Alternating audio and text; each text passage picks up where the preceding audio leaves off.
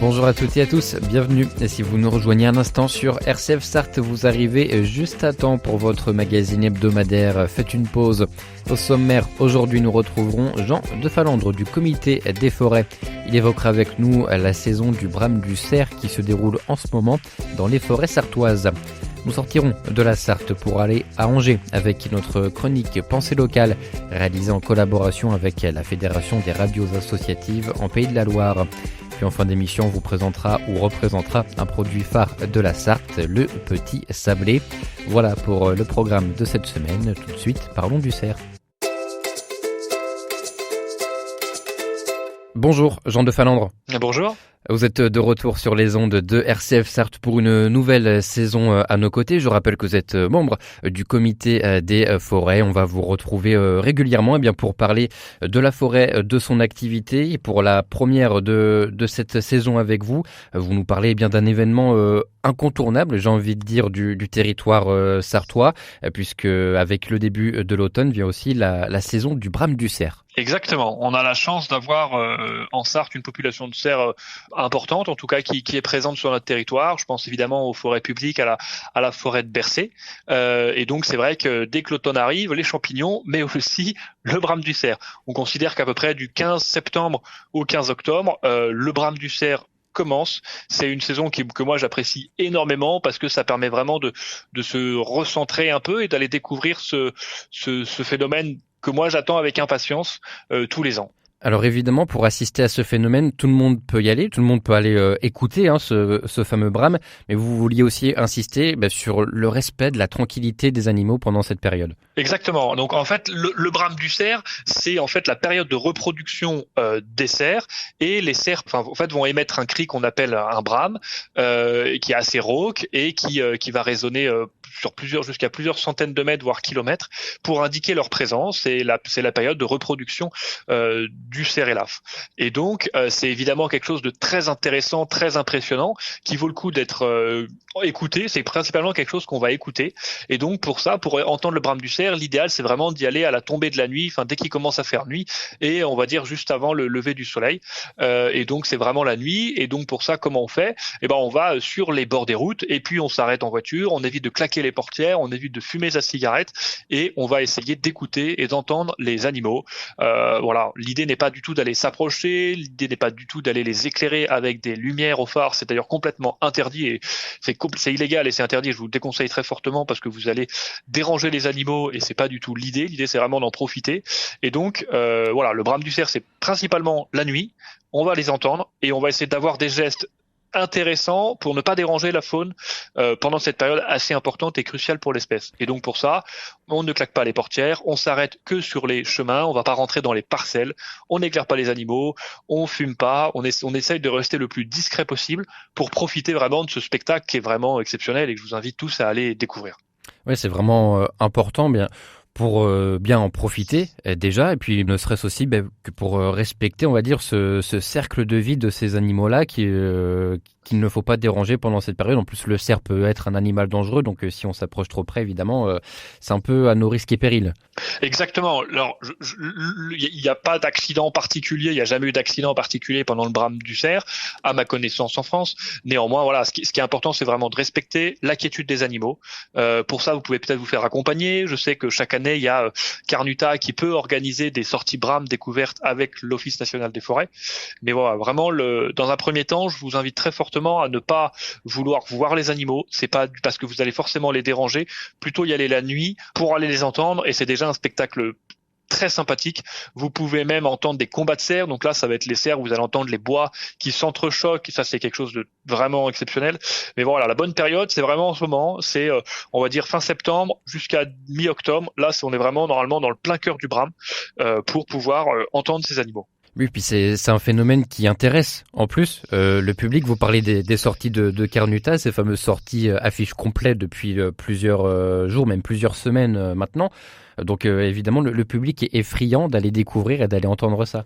Exactement. Voilà, c'est comme vous dites, le grand public est friand et on a un attrait de plus en plus important par le grand public sur le brame, ce qui peut souvent engendrer des comportements un petit peu, non adaptés, je dirais. Et donc vous pouvez avoir des gens qui sont là depuis des heures, qui vont essayer d'aller plutôt observer les animaux, venir très tôt dans l'après-midi faire des affûts, et puis avoir des gens qui viennent en début de soirée en blanc, complètement en découvert et faire fuir tous les animaux.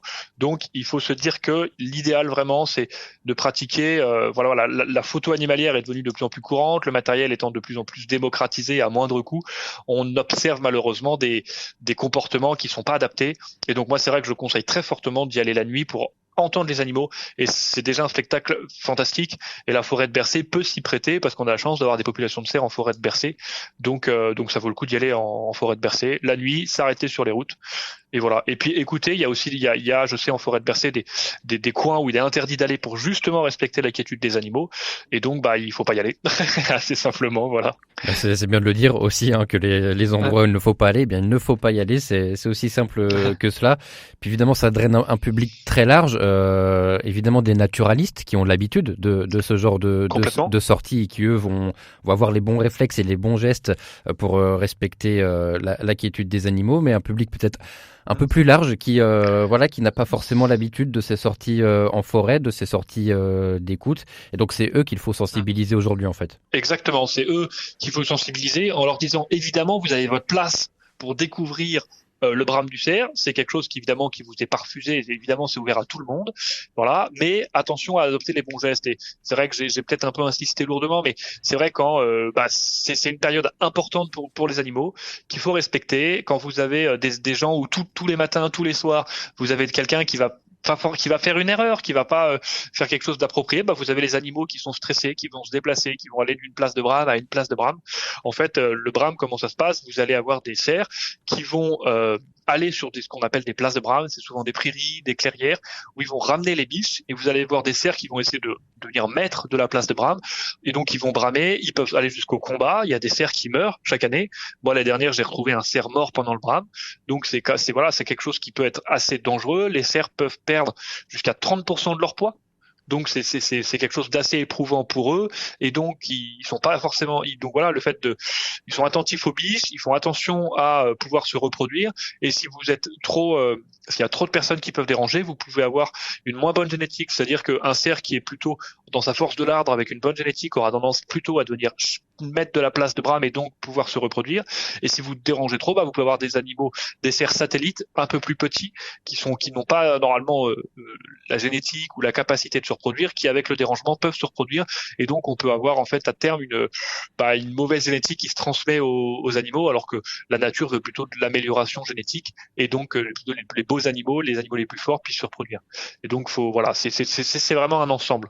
Et si jamais le public a des questions avant de faire ce type de sortie, est-ce qu'il y a des organismes, des personnes vers qui l'on peut se tourner? Alors il y a Carnuta évidemment, on les a cités, mais vers qui on peut se tourner pour avoir un peu de renseignements Là, il y a l'Office national des forêts qui chaque année publie une publication sur les réseaux avec les bons gestes à adopter, les endroits où il faut pas aller en forêt de Bercé. Donc voilà, c'est quelque chose qu'ils ont fait, et donc voilà, je vous invite aussi à vous tourner vers l'Office national des forêts qui s'occupe des forêts publiques et donc la forêt de Bercé. Eh bien merci beaucoup Jean de Falandre de nous avoir parlé de cette belle saison du brame du cerf qui se déroule en ce moment en Sarthe, et on se dit à bientôt sur RCF. À bientôt, merci. RCF Sarthe, la joie se partage. Vous êtes toujours à l'écoute de Faites une pause sur RCF Sarthe. Sortons maintenant un peu des limites du département avec une nouvelle chronique Pensée locale proposée par la Fédération des radios associatives en Pays de la Loire. Aujourd'hui, Hugo Chesinski de Radio Campus Angers nous parle d'improvisation artistique avec l'association Orange Platine. Pensée locale, un enjeu de société. Une émission des radios associatives des Pays de la Loire.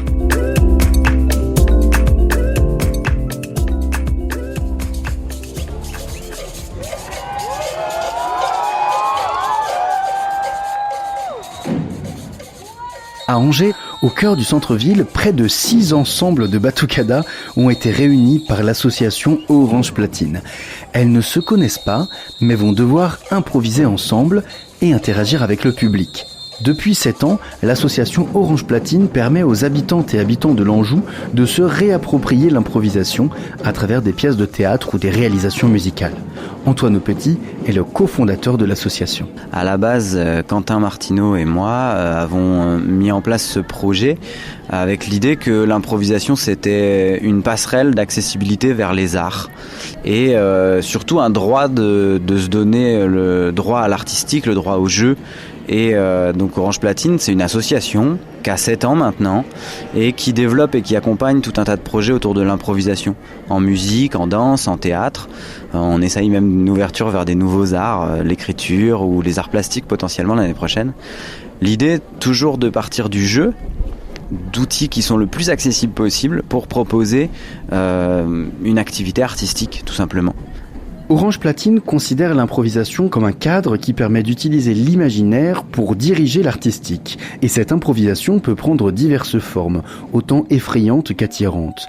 Mais pour Antoine Petit, rien ne peut se faire sans cette notion de collectif et de faire ensemble. Ce que nous avons fait sur Orange Platine, c'est surtout de choisir une esthétique qui est plutôt celle du populaire, de l'accessibilité, du vivre ensemble, que celle de l'improvisation comme on peut la connaître en jazz par exemple. Suivant chacun, ça n'évoque pas toujours la même chose, ça peut évoquer de la peur, ça peut évoquer une certaine forme de liberté. N'importe qui peut comprendre l'improvisation. L'idée du populaire, l'idée de faire que la musique en tout cas, elle soit facile à danser, que la danse elle soit facile à comprendre, que le théâtre il soit facile d'accès, pourquoi pas même rigolo.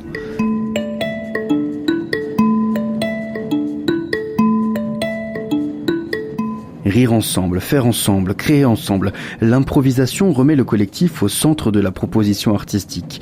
Et c'est tout l'esprit du Café Frappé, une proposition musicale où le lâcher-prise et le jeu sont au cœur.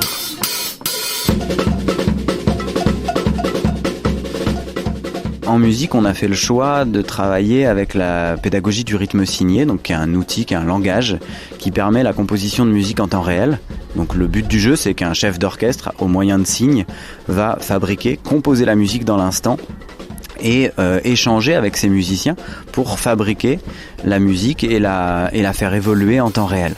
Voilà, ça c'est l'outil qu'on utilise le plus, qui est à la fois un outil pédagogique, mais à la fois un outil qui est capable de se mettre en spectacle. Dans des écoles, pour des entreprises et lors d'ateliers, Orange Platine met donc l'accent sur le collectif pour arriver à créer ensemble en partant de rien. Antoine Petit.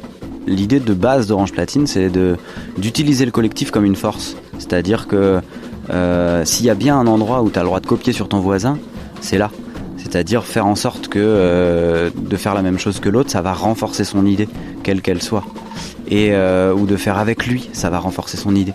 Et j'ai trouvé toujours hyper fort l'idée que faire ensemble, ça permettait de faire moins, d'avoir moins la pression de la performance, mais on arrivait toujours à des constructions qui étaient assez magiques.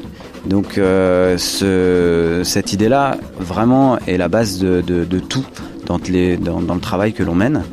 Aujourd'hui, je pense que oui, c'est de plus en plus politisé ou politisable, dans le sens où on a une société qui, je crois, est en manque d'endroits collectifs. En tout cas, j'ai l'impression que l'utilité qu'on a et qu'on aura dans les années prochaines, c'est vraiment de fabriquer du faire ensemble, parce que tout simplement, ça donne le sourire, ça donne des espaces d'échange, ça donne des moments de vibration commune, et ce truc-là, ça remplace rien, quoi. C'était Pensée locale, un enjeu de société. Une émission de la Frappe, la Fédération des radios associatives en Pays de la Loire.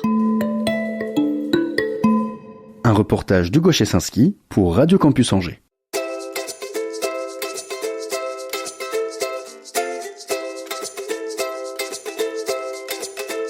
La chronique Pensée locale que vous pouvez retrouver en podcast sur le site lafrappe.fr.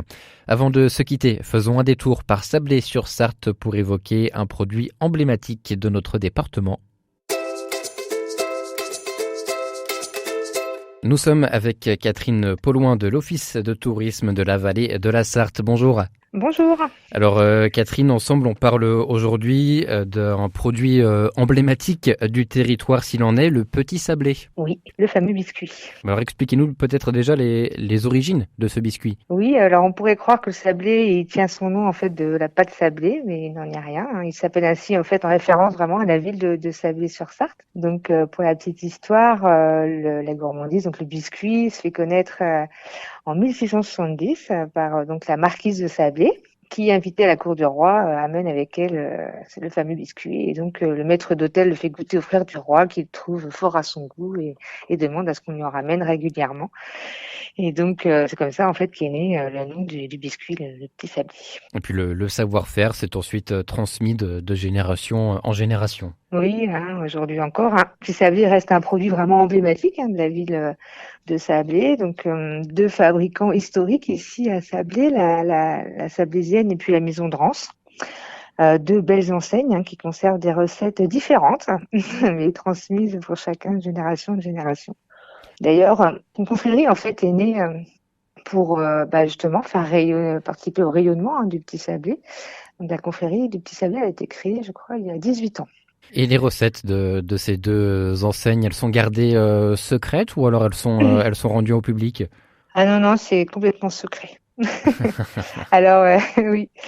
Et donc, alors on peut, par contre, alors depuis peu, en fait, il y a le musée du Petit Sablé, le musée de la biscuiterie et du Petit Sablé que la Sablésienne a ouvert il y a quelques années. Il y a un parcours avec qui offre vraiment une expérience visuelle, sensorielle sur l'histoire du fameux biscuit. Alors on entre en fait dans les ateliers de fabrication, donc on peut voir quand même un petit peu les ingrédients qui sont utilisés.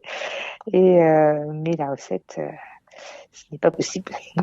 Et donc, juste pour continuer sur les visites du musée, c'est uniquement sur réservation. C'est possible en fait jusqu'au 30 octobre, le matin en semaine en fait, puisque du coup l'idée c'est de finir le parcours par la visite des ateliers et puis bien sûr une dégustation. En tout cas, est-ce que vous, du côté de l'Office de tourisme, quand vous recevez un peu de public, que ce soit des locaux ou pas, est-ce que vous sentez un peu d'attrait, un peu d'effervescence autour du petit sablé? Est-ce qu'on vous pose aussi des questions vis-à-vis du biscuit ou pas? Oui, c'est vraiment l'incontournable. Alors, ils nous demandent toujours l'origine, pourquoi le petit sablé a sablé. Et oui, des touristes, ils aiment toujours repartir avec leur petit paquet de sablé. Donc, il y a deux belles enseignes en fait sur la place d'Hôtel de Ville, place Raphaël-Élysée. Donc on dit toujours une maison, donc la Maison de Rance, on est plutôt dans le packaging et aussi dans ces couleurs-là, plutôt dans les tendances du bleu, et puis la biscuiterie la Sablésienne plutôt dans le rose un peu fuchsia. Donc on retrouve ces couleurs en fait sur les enseignes place Raphaël-Élysée. Alors sans dévoiler la recette, on l'a bien compris, est-ce qu'il y a une différence de goût entre les deux enseignes? Oui, il y a une différence de goût. Il faut savoir aussi qu'aujourd'hui, le sablé, il est décliné dans plein de parfums. Il y a même une gamme bio.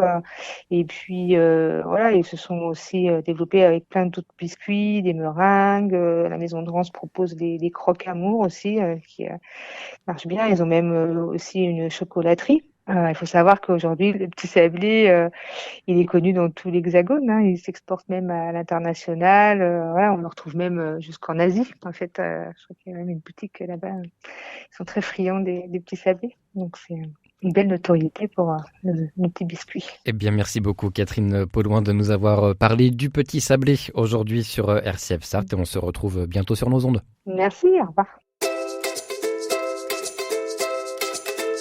Faites une pause, c'est terminé pour aujourd'hui. Un grand merci à vous de nous avoir suivis une nouvelle fois cette semaine. On se retrouve très bientôt sur notre antenne.